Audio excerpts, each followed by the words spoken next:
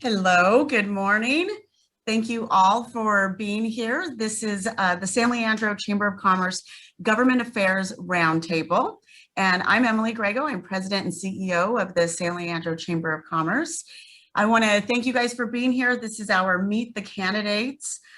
We serve as a platform to educate and inform our business. So that is what we're doing today as we meet the candidates who are running for State Assembly District 18. So our first guest with us today is Malia Bella, and we'll get to her in just a few minutes. I do want to say that we will not be endorsing candidates. The chamber does not do endorsements.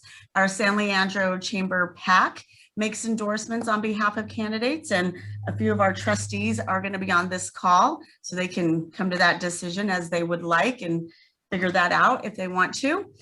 And also, if there's any questions, you can put them in the chat.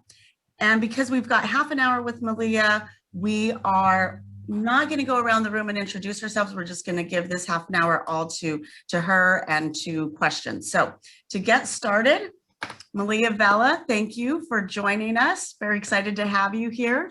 She is currently a city council member for the city of Alameda, and I believe she's been in office now since 2016. And I believe you're also an attorney, if I'm correct. So Malia, just introduce yourself and let San Leandro know a little bit about who you are and what you hope to accomplish if you were to be elected in this office. Good morning, everyone. My name is Malia Bella, as Emily mentioned. I'm the Vice Mayor of the City of Alameda. I am a product of the 18th Assembly District. I was born in Alameda, raised in Alameda and San Leandro, and I went to high school in Oakland. And, you know, it's just a privilege to be able to come back here. I'm raising my family here. I've got two young kids, a 2-year-old and a 3-month-old. That's why I've got these big bags under my eyes. But I'm an attorney and with the Teamsters Union, and I'm also a professor at Mills College, and have really, you know, devoted my life to this district and making sure that we have housing for everyone, that we're building housing at all income levels, that we're making sure that we are expanding our transit opportunities, multimodal transit, and taking care of our most vulnerable community members. So I think we have an amazing opportunity right now in the state of California to make sure that we have a just recovery from the COVID-19 pandemic. We've done very well in terms of stopping the spread of COVID in the state of California, making sure that we are making vaccinations available to folks. And we need to make sure that we see our small businesses through this, that we're supporting our communities that have a great need. You know, in the city of Alameda, I made sure that we gave grants to our small businesses, make sure that we are providing aid to our nonprofits, who've also seen both a tremendous demand for their services and at the same time a drop in their donors and donations. So we need to make sure that we are really working together and best utilizing and efficiently utilizing the state surplus to make sure that we can see everyone through and that we're providing 100% rent relief. It's really important. We have a number of tenants who have been unable to pay for rent as a result of the COVID-19 pandemic. You know, we have landlords who have basically had to cover all of the costs throughout the pandemic. And I do not want to see a huge wave of displacement at the end of the pandemic. So it's really important that we find a way to see that through, make sure that there's full relief provided. Oh, you're muted. Thank you for that, Malia. And we are going to get t-shirts that say you are mute. I know we all need them. I think we all need them. It's like the most overused statement of 2020 going into 2021. Mm-hmm. So Malia, when you say that you hope for a just recovery to COVID-19, what do you see in that when you say a just recovery? You know, it's not enough that we, you know, I've seen a lot of these things where we're even in the city of Alameda, where it's like, we're going to give small businesses $5,000 each. Well, $5,000 or $7,500 each while it might be equal, is not necessarily equitable, right? Some businesses and some industries have been hit harder than others. And for the industries where we've seen a total shutdown because of precautions that we've had to take and things like that, we really need to make sure that we're doing a little more for those industries. And that could come in various different forms. It might be that we give more grant money to them or more relief to those businesses, or that we are, streamlining different licensing regulations and things like that, so that there's more outdoor dining, there's certain licensing and restrictions and processes kind of get stayed for a little bit of time so that businesses can find their footing, those sorts of things. But we need to really put on a lens of kind of how has each industry and each group been impacted, and make sure that we're rendering the appropriate aid, as opposed to just saying everyone gets the same amount. I think the other thing is not all of our businesses have the same traditional opportunity to get traditional commercial lending, right? So we saw some bigger companies get, the payroll protection, loans, and other smaller groups not be able to access those same funds. And so that's what I mean by that. And I think we need to also do it in a way that is, accessible and culturally competent. So, we've kind of had this thing of like everybody rushed to go get the aid. We've made it really cumbersome to get the rent relief. You have to fill out a lot of paperwork. You have to go through all these different processes. And that's why only 40% of those funds have been utilized. It's not that there isn't a need. There's a great need. We've just put in unnecessary barriers to accessing those. And it's hurting everybody. It's hurting our small landlords. It's hurting, and it's hurting our renters. It's hurting everybody. We need to make things more accessible. And that's what I mean by a just recovery. I make sure I'm not on mute. I appreciate that, because I do know that we had a industry connect, I guess, a couple of weeks ago, and one of the comments from our small businesses, and these were the really small businesses. These are the independent contractors. These are nail salon owners, very micro. All the personal services. Yeah, very small, and even small construction companies. One gentleman had his own electrician company and that sort of thing. And they also just didn't know what else was available. They're like, okay, we know PPP was available, but they didn't know what else was available to them. And so where do they know to go, and how do we make that really evident to them, I think would be helpful as well. But what I've noticed now is that each city is doing their own thing. So is this better tackled regionally throughout the state, throughout the county? What do you think? How can we do this in a better way? I think that, and this came up on city council, where some of my colleagues said, oh, well, the state's taking care of that. We don't need to do that. Well, again, it might not be equitably done. I think that there is a need to do certain things at the local level, because we have the relationships. We have the relationships with our local chamber. We have the relationships with our local businesses. We're out there. So I think maybe the administration can be done locally with some guidelines, but we need to really work with the different industries involved and kind of get some more information about how we can actually administer things. One thing that I found, I'm, like I said, the mom of 2 young kids. And when we were originally going through the grant process and everything else, I noticed that we were leaving out child providers. We were leaving out preschools that might have a number of sites, and therefore, they might have 15 employees instead of 12. We weren't really figuring out how do we overcome language barriers that we have. Sometimes we have small business owners. It might be a family-owned business who's been here for a really long time. They might not have a sophisticated operation to go online and navigate all the kind of official terminology to figure out, to your point, what's actually available. So I do think that there needs to be different levels of aid.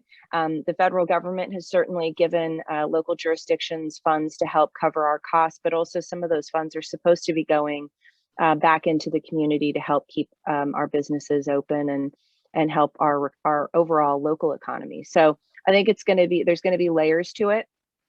And yes, some things are going to be better administered or financed, I would say, better financed through the state or financed through a regional process. But I do think that there is something to be said about local administration, provided there's some guidelines. Thank you. The other question and the topic that is hitting every community in Alameda County is homelessness. And again, everybody trying to figure out what's the best way to deal with it in their city. And so do you have that same point of view when it comes to homelessness? Because it's certainly just a battle for every city around us. It is. And, you know, we know that we have over 160,000 unhoused individuals in Northern California. We are leading in an area we do not want to be leading on. We've led in technology, we've led in a number of different things, but leading in homelessness is you know, in North America is just really a terrible statistic. And what we are doing is not working. We know that. We know that the way that we have funded and administered has not worked. And what we really need to see is, you know, a lot of this is tied with, and I've been doing the homelessness counts for a long time, since 2011, when I worked for State Senator Ellen Corbett and covered San Leandro. And I've seen these populations grow over the years. And so one thing is a lot of this is tied to the loss of redevelopment. Cities have lost the ability to actually build affordable housing, permanent affordable housing, and invest in it. We've lost the ability to make decisions tailored to our community with funds from the state of California. We have a lot of mandates. We don't have a lot of money. So, you know, we really need that help. Ironically, we did get some aid right through Project Home Key and these other projects but it took a pandemic in order to get that. And each city understands what its needs are. We understand what services are needed, where the deficiencies lie. We just need the funding and the ability to actually do it. So, you know, I really don't like the number of unfunded state mandates. It's really difficult. As a council member, I have two. I see we have Councilmember Ballou and former Councilmember Hernandez here, and they both understand we have to meet all of these goals from the state of California, but we don't have the money to do it, and so it becomes very difficult. But I do think homelessness really needs to be a local solution, because as much as it is a problem that we have throughout the state, the needs are very different. So it's just really disheartening, because everybody says the same thing, you know, the homeless numbers keep growing.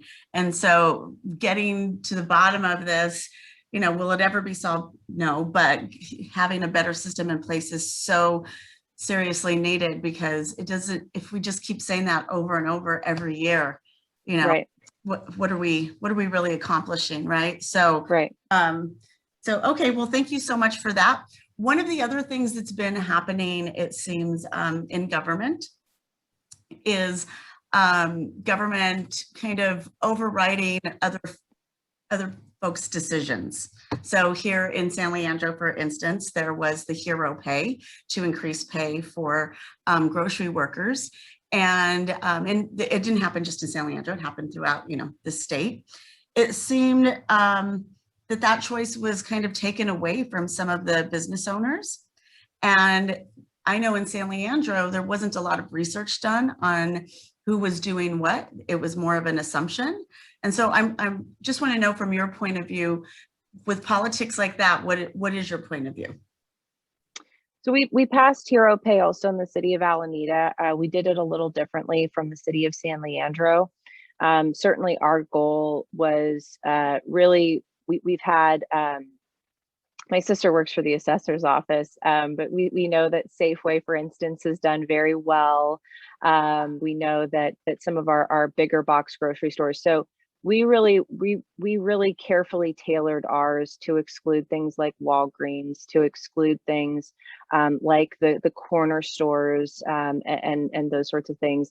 And so we tried to tailor it in a way that addressed the fact that we did have a number of workers who kind of had increased costs during the pandemic. We also tailored it to kind of slide down and you know, kind of end at a certain point, as opposed to just kind of prolong, you know, having it go on forever, basically tied to a state of emergency. It was actually tied to certain tiers where, you know, they might be paying a premium, for instance, for childcare or things like that at the time. So we tried to do it in a little more thoughtful manner, kind of working with the different groups in the community, trying not to and I think it's an approach thing, right? So you can't just say, this is what we're going to do. You have to kind of take it around to the folks that are going to be impacted and say, hey, I don't want to negatively impact your business. And we also saw a lot of our smaller markets, actually, like the marketplace, and some other places, actually choose to do those things on their own, right? And so it was just like this, and Trader Joe's did it, right? All of these other companies were doing it. And so it was really just a handful of businesses that weren't, and they were larger, big box. And so we really tried to craft it in a way that didn't, have a real negative impact on our smaller businesses. So when you say Trader Joe's was doing it, and the marketplace was also doing that, were they previously, like they opted into it way early? So were they left out of the ordinance? Were they doing it? Yeah. This wasn't in addition to what they were doing. Okay. I understand the entire point of view about like Safeway and some of these larger ones. It just seems sometimes legislation like this can seem punitive and not necessarily welcoming to business, and it just leaves a bad taste in business owners' mouths. So because I think a lot of people were standing up and trying to do the right thing, and nothing for nothing, but Safeway did have a lot of jobs available to folks during the pandemic that might not have been there otherwise. So figure out a balance there, because it's quite often that business gets left out of some of the decision making, and California is very employee protected. Well, and we don't want to hurt our good union businesses, right? I mean, that's the other thing is Safeway, those are union jobs. So, like I said, I think we tried to carefully craft it. We passed it. It was in effect for I think a month or two, because it's tied to the tiers. So it didn't have some of the other language that has been proposed in other cities where it would be ongoing with the state of emergency, or where it was could have been interpreted as in addition to some of the things that other companies have really worked hard to do. And so I think it's important to have these conversations. We certainly reached out. I've reached out to folks, and I think it's that kind of thing where you don't blindside people. You kind of let them know things are coming. You talk it through with them, and you try to work out something that is going to be successful as opposed to detrimental to the overall structure of the business. Great, thank you. So folks who are here with us today, if you have any questions, you are more than welcome to unmute and ask away. We've got Malia for about another 5 minutes. Anybody? I'll jump. Okay. Good morning, everybody. This is Tom Silva. Because this is being recorded, I do have to do my disclaimer. The opinions I'm about to express are my own, and not necessarily those of any organization that I might be associated with. So everybody's been read into that. So Malia, I have a question for you, and it's something that we talked briefly about. There seems to be this tension between local and state, and the tension is exasperated by the local not in my backyard folks who are organized and can turn out a majority of people for local elections. Then on the state level, we have housing needs and such, and we, for one, and a bunch of other ones that we can't deal with because NIMBY is protecting their turf. How do you make the transition about that from the local city hall to the state house? I think coming from Alameda, I have a lot of experience on this topic. And I think part of it is setting up a process, right? So you have to remove some barriers. We do have some things, we have exclusionary zoning and things like that in the city of Alameda that you're never, to your point, Tom, going to be able to, it's going to be very difficult. It's a very complex issue. It's hard to explain to people. So zoning at the ballot box is very difficult, and it's hard to undo things that are put in the city charters that exist like that. So I think finding ways to kind of remove those barriers or incentivize certain things from the state level is helpful. But I also think that the state needs to do its part. So we need to make sure that there's funding for affordable housing. We need to make sure so that these projects can actually include the affordable. And I know you're going through it in San Leandro, Tom. We need to make sure that there's funding so that affordable housing projects can actually get built. I think the other thing is we need to kind of add more So we need to give cities an option to actually add into and fund projects that they want to believe in and that they believe in. But we also need to make sure that we are having an outline and creating. I like that one. Believe in, which means NIMBY supports it. You got to go against NIMBY because NIMBY will strangle everything. How are you going to do that at the State House? Is my question. I think I've done it. I've done it in Alameda. And I think part of it is also creating processes that allow for people to give feedback, but are streamlined. So, not where you can appeal things to death, or where you can create, this process where you're just kind of in a cycle where you're going over and over and over the same concerns. So part of it is finding ways to streamline it, but allow for people to have comments and things like that. It's just that you shouldn't be able to appeal the same thing 20 different times. We're seeing it with the Wellness Center in the city of Alameda and some other things where the council has really worked hard and collaboratively to see a project. It's a good project, but to see it through. And we do have NIMBYs here who are very much opposed to it. And it's, these are the same folks that say they want to see 100% affordable housing and they want to see all these things. And then they tell you, oh, but not there and not there and not there and not there and not there. And so, we've tried to create a very open process, try to be as transparent as possible. It's all those different things. At a certain point, you need to say, okay, look, the cake is baked. You can't complain anymore. Everything's been transparent. And now we're going to move forward with this project. Because otherwise time is money, as you know, and these things get more and more costly. So I think finding ways to streamline processes, finding ways to incentivize through money and through other things that cities can actually have tools to invest in projects, and then also kind of removing some of the kind of bureaucratic barriers that exist, and removing things like exclusionary zoning provisions and things like that, so that there can be local control and decision making. I think it's very hard as a council member to have your hands tied and not be able to meet your RENA numbers and look at your city map and say, okay, we could upzone here, but we can't because now we have to go through this whole process. To your point about NIMBYism. Thank you very much. I appreciate that. Thank you. Thank you, Malia, for that. So we are right now at 9:27, and we do have another guest following you. So anybody else that has a question for Malia, we can get that in right now. It'll be her last question. Are we all quiet this morning? You guys need your coffee? Malia, I want to thank you for being here and just being as forthright as you've been and getting to know you. Obviously, we know some of the other candidates because they're local, and we've heard some of the other last names in years past. So there's a little bit of familiarity. So thank you for being here. And just to close this out, if you'd like to just share, did you have a question, Adrian? I did. I just heard you ask for them. I just jumped in. Please. Thank you. Amelia, I appreciate you being here this morning. And I wanted to know, could you speak to a little bit, maybe this question is asked or has been answered already, just let me know. But I wanted to know, with such a large area and Assembly Member District, 18, this is work happening right at the moment. I want to know, can you tell me a little more of how you will encourage collaboration amongst this large district? And I know you're part of several bodies already and serve on boards like Spectrum, which is fantastic. But can you speak to that a little bit?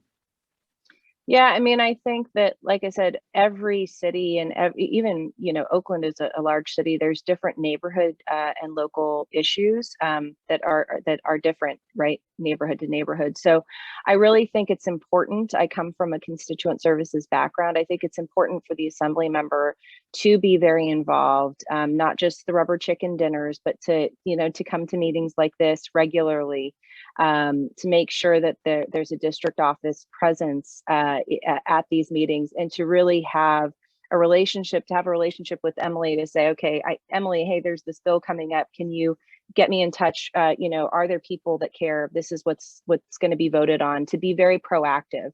I've tried to do that as a council member. I think it's really important. We're not always going to agree. I reserve the right to change my own mind.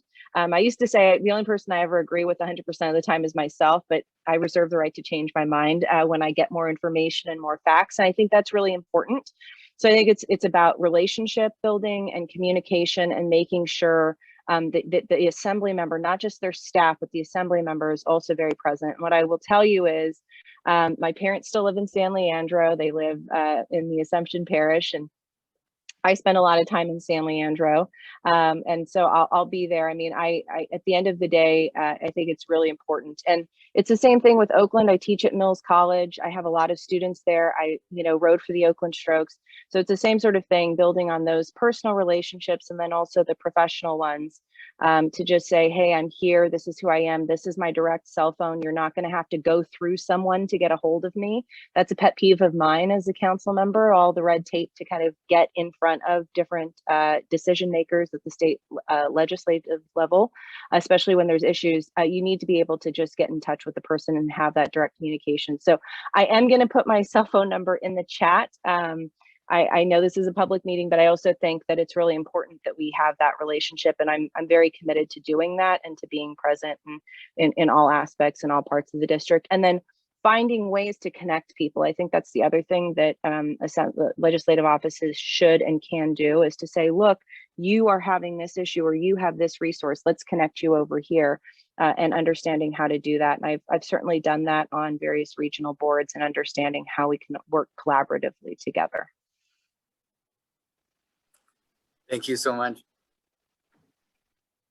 Thank you, Malia. I have to say that I do appreciate you being as transparent as you are and sharing your cell phone number and such. I just think that that's, I just think that that speaks volumes. It just really does allow you to be approachable. And I think that that's important. We need that approachability and not feel like we can't speak to our elected officials. I think that that tends to happen. And so people are like, "Ooh, I don't know, can I talk to that person?" So thank you for bringing that up. I appreciate it. So last comments. We're at 9:31. Last comments before we part ways. Thank you. Good luck. Thank you. Good luck. All right. Thank you all. It's been a pleasure. Thank you for the time. And, like I said, I really do mean it. Call or text anytime. It needs to be a two-way street, and I certainly want to be available and helpful. Great. Thank you, Malia. All right. Bye. Bye-bye.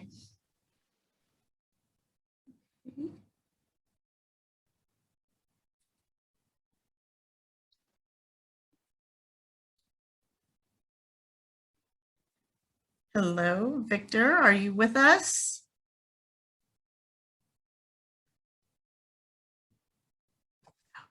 Good morning. Hi, good morning. How are you? I'm good. How are you? I'm good. So everybody, our next guest is Victor Aguilar. We all know him because he's currently a council member here for the city of San Leandro. So Victor, thank you for being here. I do want to let you know that this is being recorded. And this is our Government Affairs Roundtable, and we're hosting a couple of Meet the Candidates, and it's the candidates running for State Assembly District 18. So thank you for being here, Victor. And if you'd like, you can just kind of open with, we all know you pretty well, but if you want to just restate kind of who you are and what you hope to bring to the table if you were to be elected. Wonderful. Well, thank you so much, Emily, and thank you, San Leandro Chamber, for the opportunity to speak. And I'm proud to be your vice mayor in the city of San Leandro. For those of you who don't know me, my name is Victor Aguilar. I am vice mayor, proud son of immigrants from Mexico, and the first openly gay person elected to the San Leandro City Council. I have dedicated my life to serving those most in need in my community. And today I am running for the California State Assembly to fight for healthcare, housing, and justice for all Californians. We need universal single-payer healthcare for all with expanded mental health services and funding to keep our public hospitals open. We need safe and affordable housing for all, including strong statewide protections for renters and permanent housing for persons experiencing homelessness. And we need justice for all. This includes racial justice. We must confront and root out racism in law enforcement, the criminal justice system, and all throughout society. We need economic justice. We must provide free universal preschool and other programs that enable parents to work and build pathways out of poverty. And climate and environmental justice. climate change threatens all of us, but is most damaging to communities of color and the economically disadvantaged. I would be a passionate and fearless champion for bold change, such as reinvesting in education, reimagining public safety, and fighting for higher wages. Changes that will make real positive impacts for the people of Oakland, Alameda, San Leandro, and our beautiful state of California. I would be honored to have your support to serve you in Sacramento. Thank you so much, Emily, and everybody who is a part of the chamber, for allowing me to be here and giving me this space. I really appreciate the opportunity. Thank you for that, Victor. And I want to just open with kind of one of the glaring points. You are our current city council member. And so with the work that you do here in San Leandro, how do you feel that that translates to the state? And does it not translate? And is that why you are running for state assembly and now versus maybe after your term as city member? Yeah, thank you for asking that question. I think, this is more local control. I think at the state level, a lot of the advocacy work, a lot of the things that I advocated for in my opening statement was healthcare, housing, justice. A lot of those, we've been doing locally, but there's an opportunity to have an influence at a larger scale with regards to pushing and advocating for single payer healthcare. As somebody who was uninsured and had to make the decision, do I go to the hospital because I can't afford, this medical bill? When I went to LA County, USC, when I had a horrible case of bacterial infection, I met a social worker who was able to help me and guide me to a program that was able to help pay the $80,000 bill that it would have cost for me to be at the hospital. Recently my mother passed away from COVID-19, and I think advocating for healthcare at that larger scale, my mom didn't have healthcare benefits from her union job and my father's union job.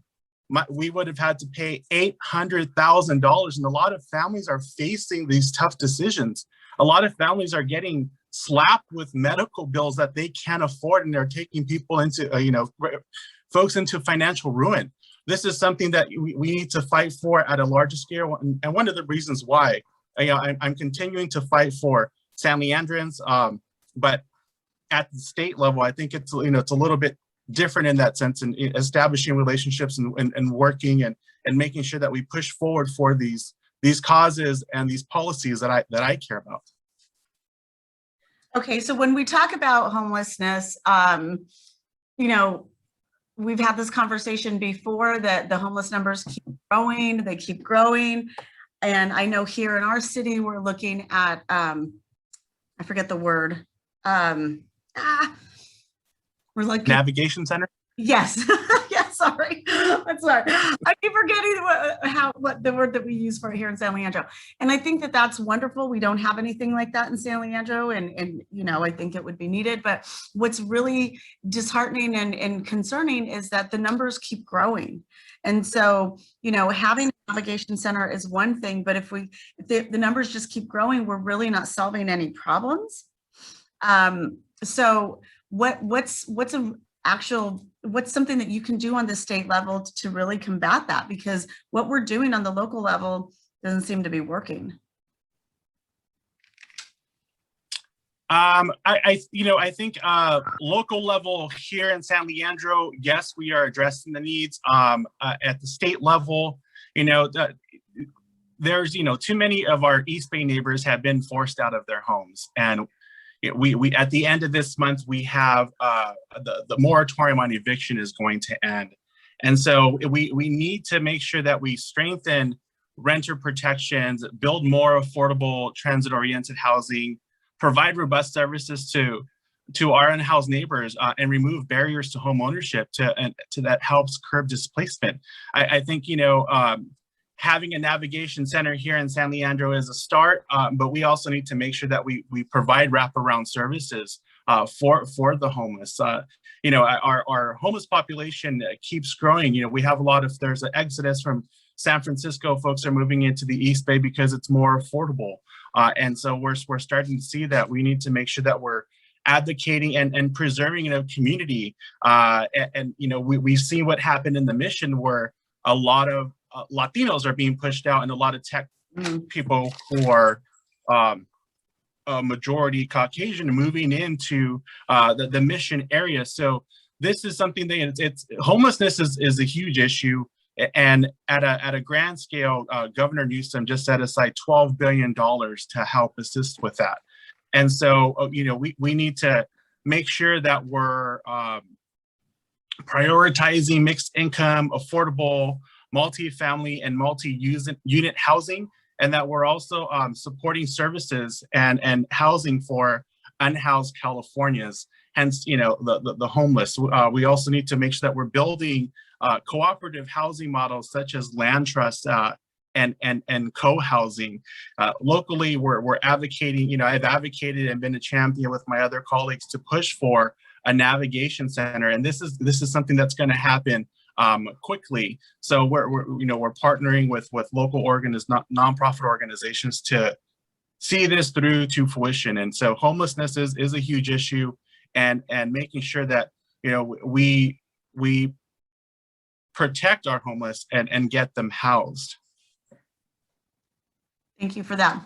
So Victor, I'm gonna talk about something that was brought forth, and it's concerning on the state level, but you know, here in San Leandro, there was legislation for hero pay, and it certainly felt like it was rushed, and also somewhat it just leaves a feeling that this is kind of punitive to companies that, you know, aren't, you know, doing it automatically, or it seems like they're not just automatically taking care of their employees. And so on the state level, how do you react to something like that? Do you think that could we see more legislation like that on the state level? Is that what we could expect? I think, you know, this is something that was being considered at the state level, and what we've done locally is to ensure that we pay our employees, you know, who are frontline workers. My family are frontline workers. You know, this is how COVID was brought home to our house in Los Angeles. 9 of my immediate family members contracted COVID-19. 8 of them survived. My mom passed away. So how can you justify, you know, paying $5 more an hour justifies, you know, people having to mitigate their risk from working 2 to 3 jobs. And this helps people to, you know, to make sure that they're paying their bills and have money. I think this is, you know, a minimal cost. And in this case, you know, we have to put people over profit. And this is something that you will see as somebody who, you know, who works for the community, but also for the people. And I think these larger corporations, you know, this is just a drop in the hat for them. And this is something that I will continue to advocate for. And, you know, in the sense of it feeling rushed, I think, you know, with this pandemic, you know, we all had to rush to make sure, you know, we get vaccines. This is something that, you know, there was no handbook on this. And a lot of folks came, and, you know, I worked with the unions to help advocate for them with UFCW and Alameda Labor Council Union, that this is something that we needed and, you know, had to happen quickly. And so, you know, I was a staunch advocate for it and pushed it through to see it through to fruition. And, you know, a lot of the employees are benefiting from this hazard pay increase. Thank you. Thanks for answering. And one of the other issues that San Leandro tends to deal with is this is building housing, and then there being some NIMBYism going on in our community. So on the state level, do you think that there's a way to prohibit that, or a way to allow housing to to be built without so much pushback. What are your thoughts?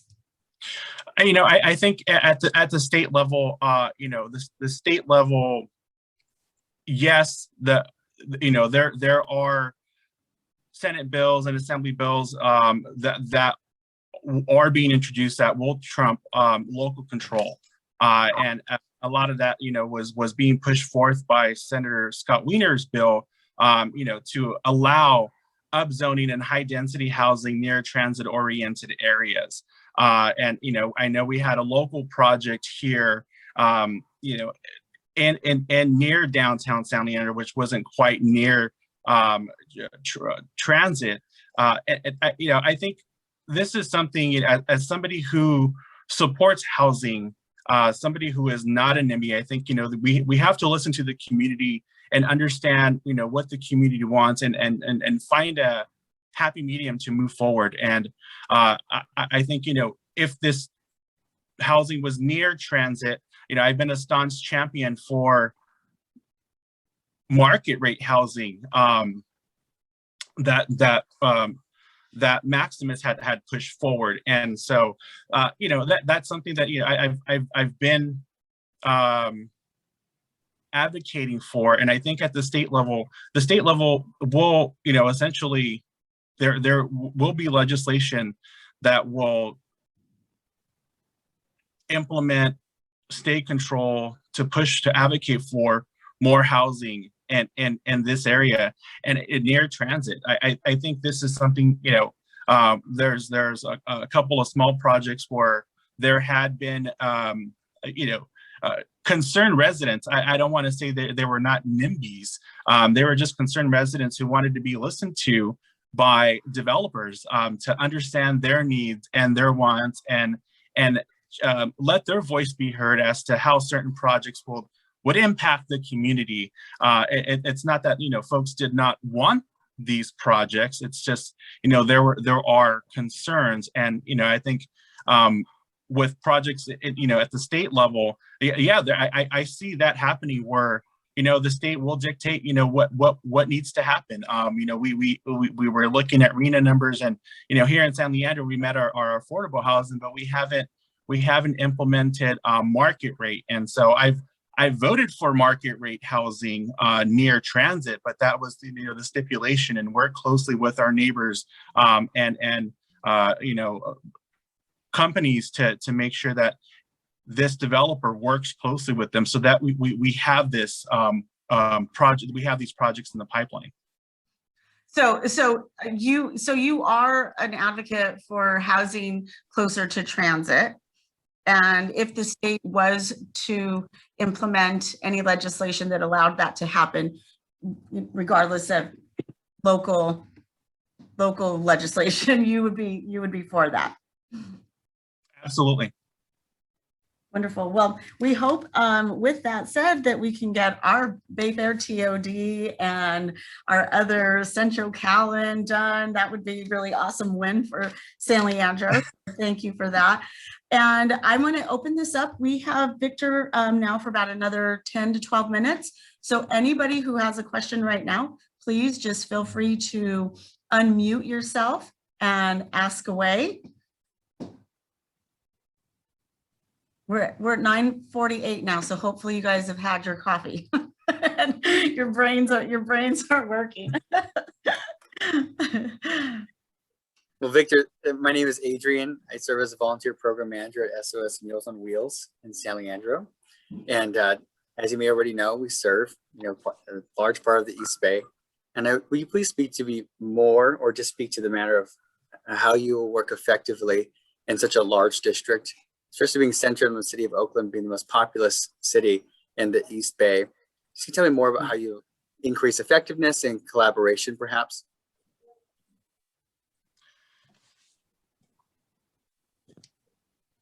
Thank you, Adrian, and thank you for your service to SOS Meals on Wheels. I know it's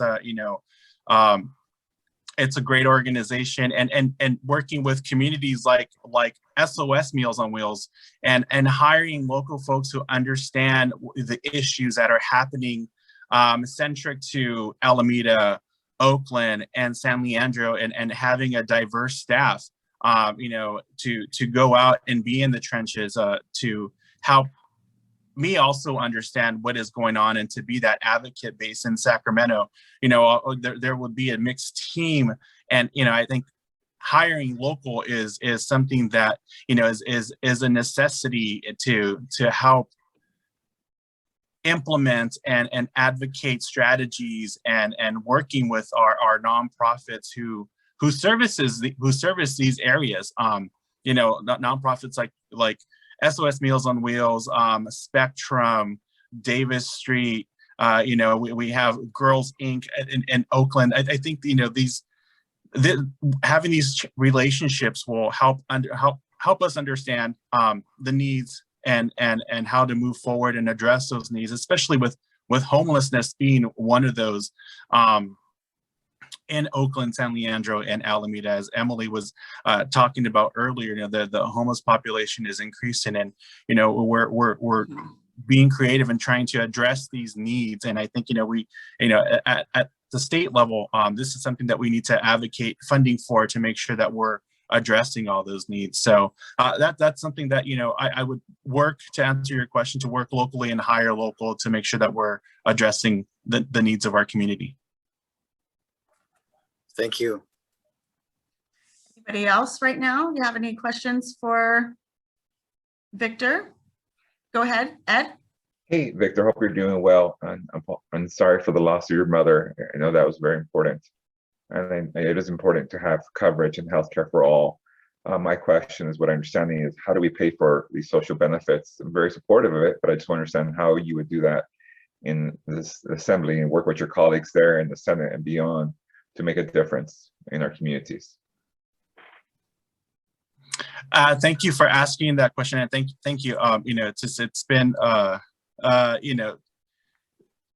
difficult running a campaign, while I'm suffering from the loss of my mother, and I think this has pushed me to help advocate for healthcare. I had when I was talking about the assembly race with my mom when she was in the hospital, she said, you need to make sure that you're advocating so that other folks can afford to go to the hospital, because there are a lot of people who are dying at home who didn't have insurance. And so I think advocating for, AB 1400 that Ash Kalra has put forth, for single payer healthcare is something that, we will need to work with our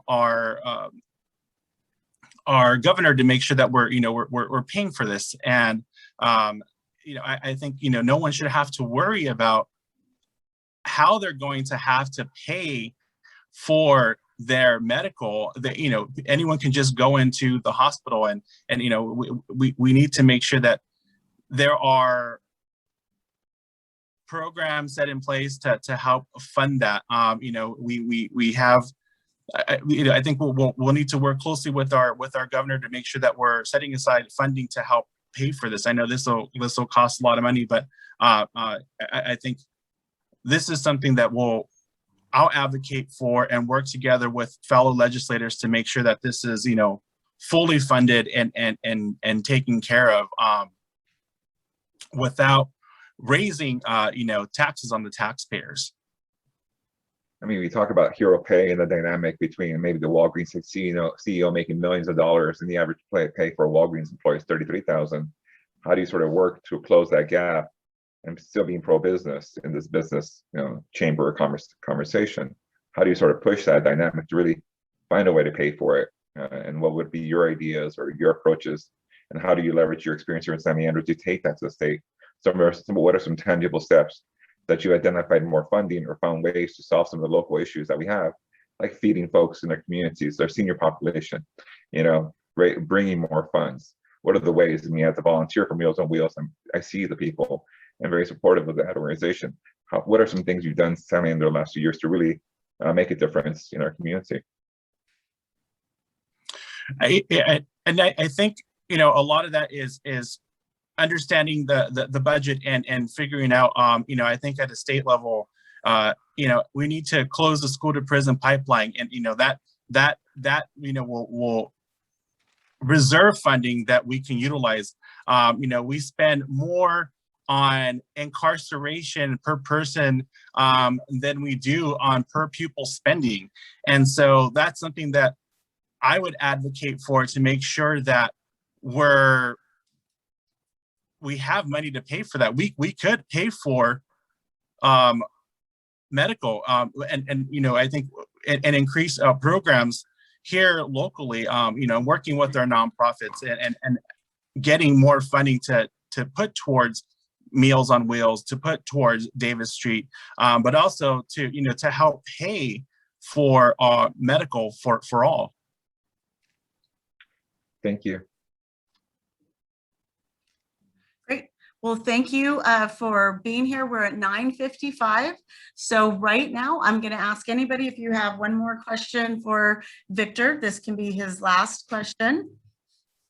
And Victor, I just want to let you know that the Chamber of Commerce is not making any endorsements.